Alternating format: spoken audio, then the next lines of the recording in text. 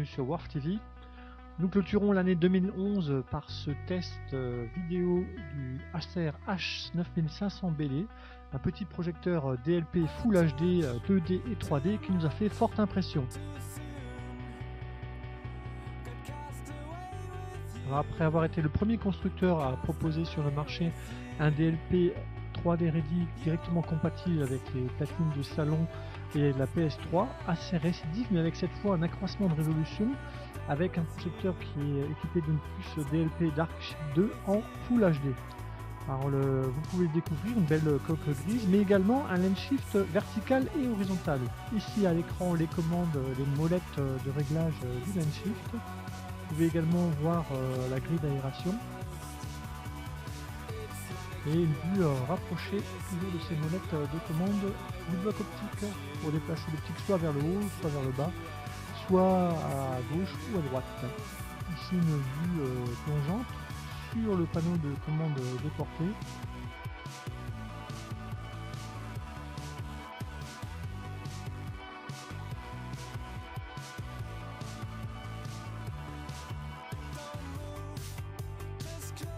On passe maintenant au panneau de connectique arrière. Alors à noter la présence de deux prises HDMI 1.4, mais également, et c'est rare, une résurgence des anciens projecteurs avec cette prise DVI, deux prises d'entrée VGA et une prise sortie VGA. Vous pouvez noter également la présence d'une prise composante et d'une RS232. Passe à la télécommande avec une belle télécommande de couleur blanche. L'appli sur la touche bleue que vous voyez sur la partie supérieure permet de l'éclairer dans le noir. A noter qu'Acer est une marque qui débute dans le domaine du home cinéma et qui est plutôt consacrée jusqu'à présent à la présentation bureautique des modèles dédiés à l'affichage de dispositifs PowerPoint. Et la télécommande conserve quelques-unes de ses caractéristiques bureautiques. Alors ici les lunettes Acer commercialise sous sa marque des lunettes DLP Link. Alors elles se trouvent chez les revendeurs à un tarif de 69 à 79 € TTC. Elles ne se rechargent pas par port USB, en revanche c'est une petite batterie plate qu'on vient insérer dans un osement sur le côté. Alors, elles sont particulièrement confortables et légères et nous avons gardé une bonne impression de l'utilisation de ces lunettes pour le visionnage de nos films en 3D.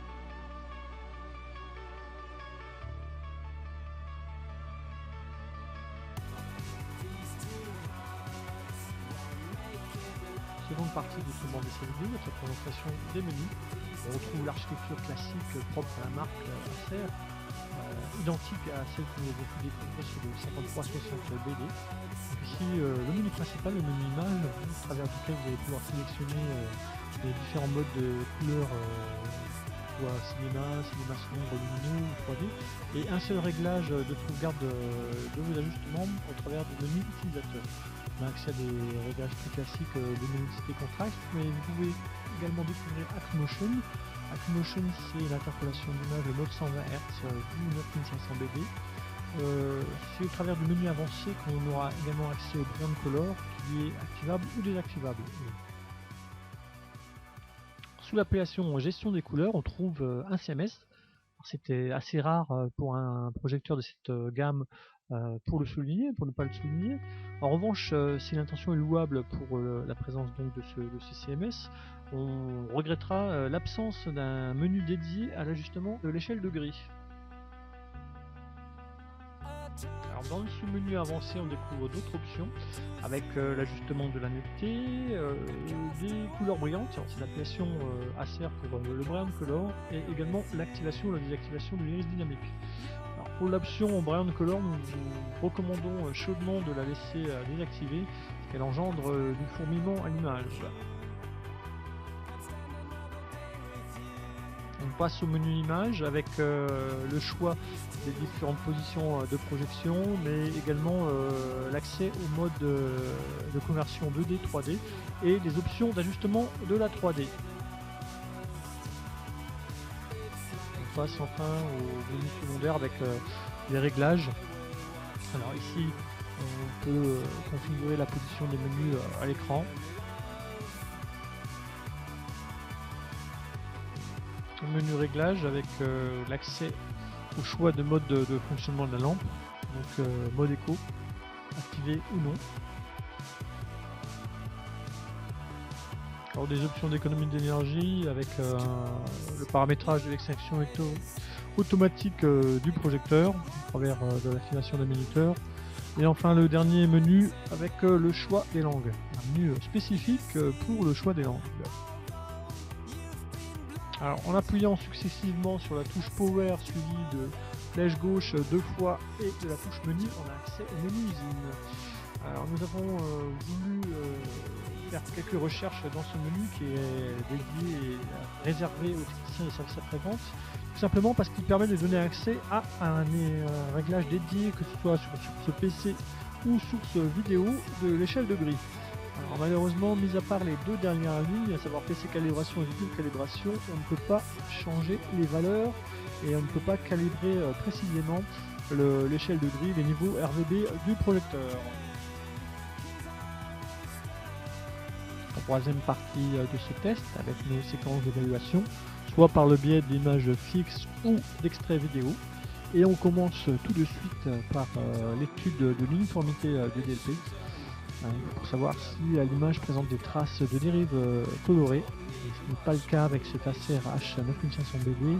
Notre mire de gris est parfaitement retranscrite sans aucune dérive de couleur.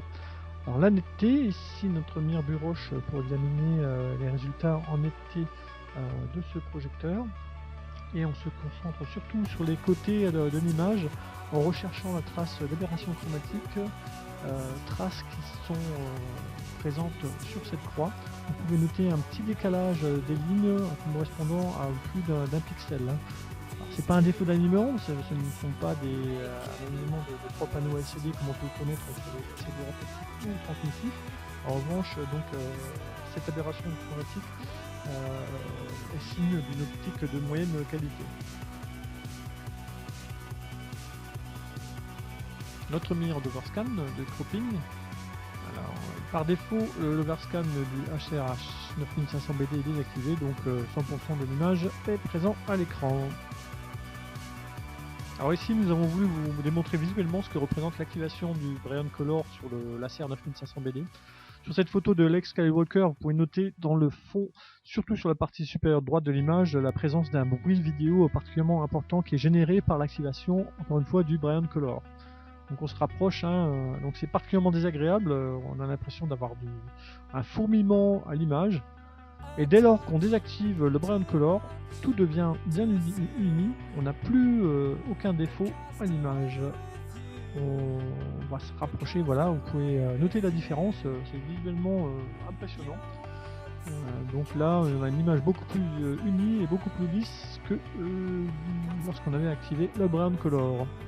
Donc à désactiver. Alors l'Acer 9500BD dispose de l'interpolation d'image. Donc nous allons voir sur trois segments, donc ici en mode bas, qui sera suivi du mode moyen et du mode haut. Donc là on est en mode moyen et on passera ensuite en mode haut. Que ce soit dans les trois modes, on a un dispositif d'amélioration de la fluidité qui fait partie des meilleurs du marché. Certes, on a encore quelques traces sur d'artefacts sur les contours autour des personnages, mais c'est bien discret et largement en deçà de ce que nous avions pu examiner sur les projecteurs récents comme le X30 ou l'X70 de JVC. On est dans l'ordre de qualité de ce que peut fournir Sony ou Epson en matière d'aide à la fluidité. Autre point fort de ce nouveau projecteur Acer, la 3D et la restitution de la 3D, que ce soit en conversion 2D 3D ou en 3D à native. Ici le mire de ghosting, vous pouvez le constater sur le canal gauche, on ne trouve aucune trace résiduelle du canal droit. Alors que je dis aucune trace, c'est bien aucune trace de pollution d'un canal sur l'autre. Et ce qui est valable pour le canal gauche est également valable pour le canal droit. Donc en forçant et en se rapprochant, en zoomant sur l'image, on note que notre image est bien débarrassée de toute trace du canal à côté. Voici nos relevés de colorimétrie. Donc nous ne ferons pas comme à notre habitude un relevé après calibration, tout simplement parce que nous ne disposons pas des outils nous permettant de calibrer finement ce projecteur. Donc voici les relevés usine, des presets usine. Donc le mode film qui est mesuré à une température de couleur de 7718K avec un écart delta E important de 10. On recherche des écarts inférieurs à 3 avec une température de couleur de 6500K. Le mode cinéma sombre qui lui est mesuré à une température de couleur de 7360K et un écart delta E de 8,5. Le mode standard qui lui est à une température de couleur de 7607K avec un écart delta E de 9,4. Donc de gros écarts par rapport aux références. Pour le gamma, on n'a pas le choix, on n'a pas accès à un éditeur de gamma, on a uniquement des valeurs définies d'usine. Ici la valeur gamma 2. La valeur de gamma 1 qui positionne une valeur moyenne de 2,28 et le gamma 3 lui qui a une moyenne de 2,23. On recherche linéairement pour une salle non dédiée des valeurs comprises entre 2,20 et 2,35.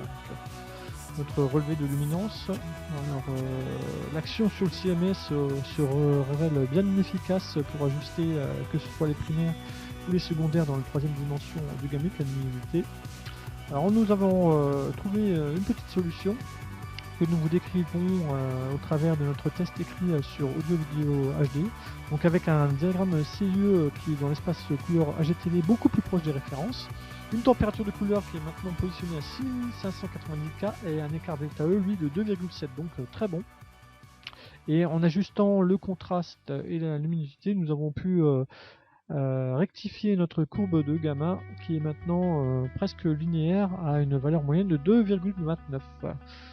Le relevé de luminance reste similaire à ce que vous avez pu voir au début de ce test. On termine ce banc d'essai vidéo par des extraits de films en 2D et en 3D avec des extraits de Batman Dark Knight et Casino Royale et enfin du concert de Peter Gabriel New Blood. Le test du laser H9500BD sera notre dernier test en 2011. Nous vous donnons rendez-vous en 2012 et nous vous souhaitons une très bonne année 2012 et de très belles fêtes de Noël avec plein de petits projecteurs sous le sapin. Allez, à bientôt sur World TV. Bon film.